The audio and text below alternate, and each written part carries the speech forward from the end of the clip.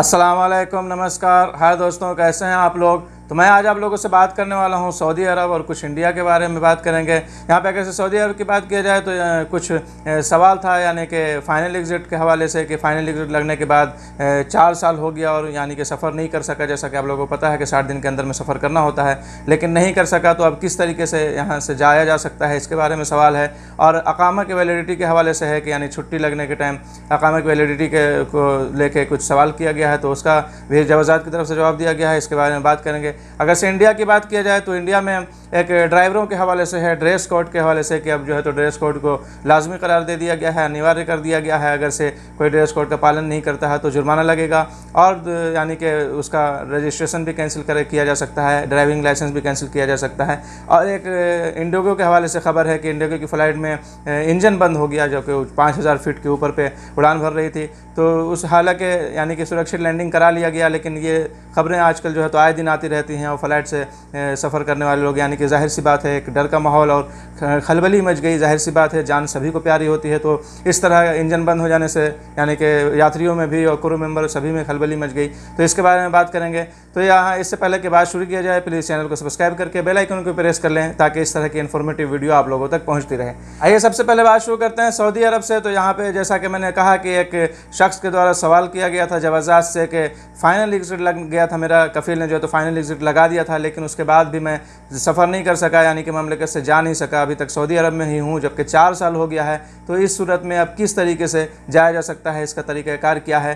तो इसके हवाले से जवाज़ात की तरफ से ये जवाब दिया गया है कि जिसका भी फ़ाइनल एग्ज़िट लगता है, जैसा कि मैंने कहा कि आप लोगों को पता भी है, कई वीडियो में बता भी चुका हूँ कि 60 दिन का टाइम है, उसके अंदर अंदर ही जो है तो ममलिकत से जाना होता है।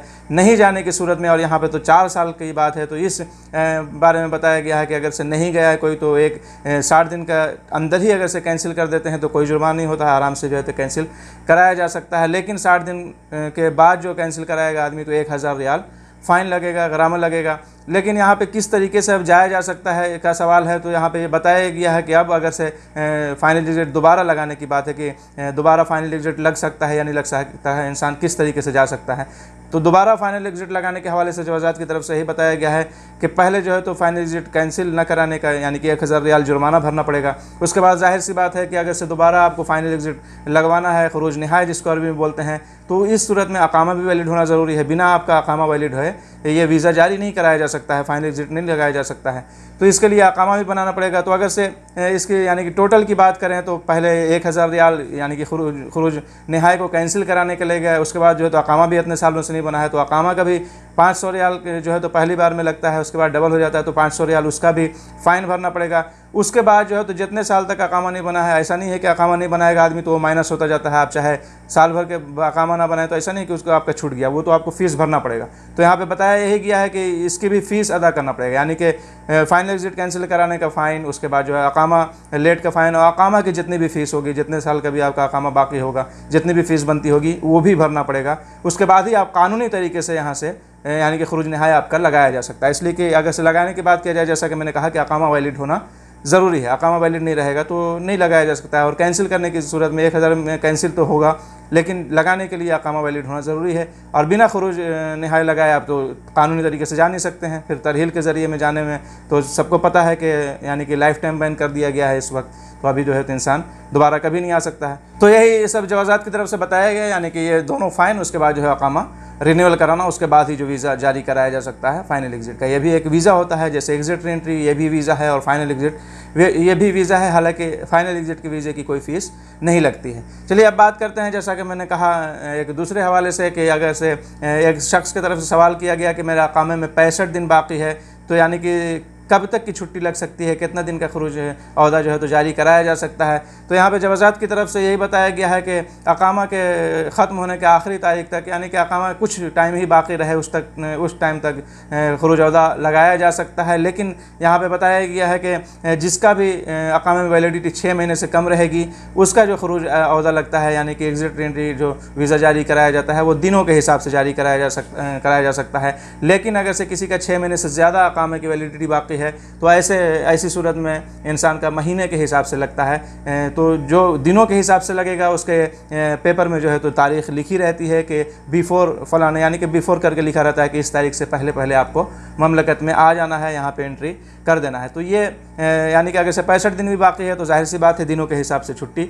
लग सकती है। इंसान जितना दिन भी जाना चाहे, कुछ अकामे में टाइम बाकी रहे, मसलन अगर से यहाँ पे बताया नहीं गया है लेकिन मैं अपनी तरफ से अगर से बताऊँ तो मान लिया कि 2 महीने की जा सकते हैं, 50 दिन, 55 दिन, 62 दिन, 55 दिन, 60 दिन, इस तरह यानी कुछ भी जाया जा सकता है दिनों के हिसाब से। हालांकि ये तो 65 दिन तो बहुत कम ही है, 6 महीने से भी कम अगर से किसी का अकामिक वैलिडिटी बचती है तो उसका भी दिनों के हिसाब से ही एग्जिट री एंट्री जारी कराया जा सकता है। अब बात करते हैं इंडिया से। जैसा कि मैंने वीडियो के शुरू में कहा तो इंडिगो की फ़्लाइट यानी कि आजकल आए दिन जो है तो फ़्लाइट से रिलेटेड कुछ ना कुछ घटनाएं, कुछ ना कुछ खबरें आती रहती हैं। और यहाँ पे बात करें तो अमृतसर से कोलकाता जाने वाली एक फ़्लाइट जो कि इंडिगो की थी, ये उड़ान भरते ही 4 मिनट के अंदर में ही उसका इंजन बंद हो गया, जबकि फ़्लाइट 5000 फीट के ऊपर पे प्रवास कर रही थी, उड़ रही थी। इस सूरत में यानी कि जाहिर सी बात है उसमें 122 यात्री थे और कुल 6 क्रू मेंबर थे, सभी में खलबली मच गई। और ऐसा यानी कि जैसा कि मैंने कहा आजकल इस तरह की घटनाएं बहुत आती हैं, जैसा कि अभी कुछ पहले क्रैश हुआ था प्लेन वहाँ पे नेपाल में भी, तो इंसान के दिल में जो है तो डर बना रहता है। तो बहरहाल सबसे अच्छी बात ये हुई कि यानी कि फ़ौरन जो है तो कांटेक्ट किया गया एयरपोर्ट से और सुरक्षित लैंडिंग करा लिया गया, यानी कि कोई भी जानी व माली नुकसान नहीं हुआ किसी को, और सभी को सुरक्षित लैंडिंग करा लिया गया और उस फ्लाइट से यानी कि निकाल के दूसरे फ्लाइट से जाने के लिए कहा गया। लेकिन इसमें से कुछ लोग यानी कि 3 लोगों ने दूसरी फ़्लाइट से भी जाने से मना कर दिया। जाहिर सी बात है इंसान डर गया होगा और दूसरी फ़्लाइट से भी जाने की हिम्मत नहीं की होगी। इस तरह का जो है तो सामना करना पड़ गया, इस हालात का सामना यानी कि बच गया इंसान, वो बहुत बड़ी बात है, नहीं तो किसी हादसे का शिकार भी हो सकता था। इस वजह से 3 लोगों ने जाने से भी इनकार कर दिया, बाकी लोगों को दूसरी एयरबस से दूसरी फ़्लाइट से भेजा गया। तो इंजन बंद होने का जबकि पहले बताया गया कि फ्लाई करने से पहले तक सब कुछ सही था और फ्लाई करने के 4 मिनट के अंदर ही जो है तो इंजन बंद हो जाने का ये हुआ, जिसके बाद जो है तो एयरपोर्ट से संपर्क करने के बाद सुरक्षित लैंडिंग करा लिया गया। अब बात करते हैं, जैसा कि मैंने वीडियो के शुरू में कहा कि अब ड्राइवरों के लिए यूनिफॉर्म को ज़रूरी कर दिया गया है। यहाँ बात करनी है दिल्ली की कि दिल्ली में अब जो भी ऑटो रिक्शा चालक हैं या टैक्सी चलाने वाले ड्राइवर्स हैं, सभी के लिए ड्रेस पहन के चलाना ज़रूरी है, नहीं तो इसका उल्लंघन करने पर जुर्माना भी हो सकता है और लाइसेंस और रजिस्ट्रेशन भी कैंसिल किया जा सकता है। तो बताया गया है कि दिल्ली में ड्राइवरों के लिए नया नियम को अनिवार्य कर दिया गया है। ऑटो रिक्शा और टैक्सी ड्राइवरों के लिए लागू ये नियम ना मानने पर या इसका उल्लंघन करने पर भारी जुर्माना जो है तो आयद हो सकता है। दिल्ली के परिवहन विभाग ने इस मामले में अपना फैसला सुना दिया गया है और ऑटो और टैक्सी ड्राइवरों के लिए काम के दौरान यूनिफॉर्म पहनना ज़रूरी करार दे दिया गया है। जो कोई भी अगर से नहीं पहनेगा, जो इस ड्रेस कोड के उल्लंघन करता हुआ पकड़ा जाएगा, उसके लिए यहाँ पे जुर्माना बताया गया है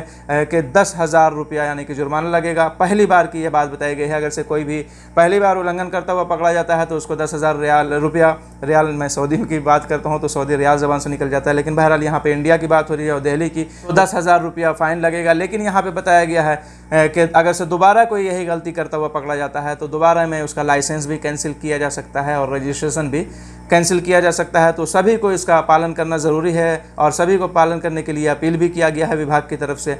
यहाँ पे बताते चलें कि दरअसल दिल्ली में G20 समारोह होने वाला है, जिसके मद्देनज़र रखते हुए ये जो है तो ऑटो और टैक्सी ड्राइवरों के लिए ड्रेस कोड ज़रूरी करार दिया गया है। तो चलिए यही सब कुछ अपडेट थी जो मैंने सोचा कि आप लोगों से शेयर करता चलूँ। चलते हैं, मिलेंगे नेक्स्ट वीडियो में। अपना ख्याल रखें, खुदा हाफिज़, बाय।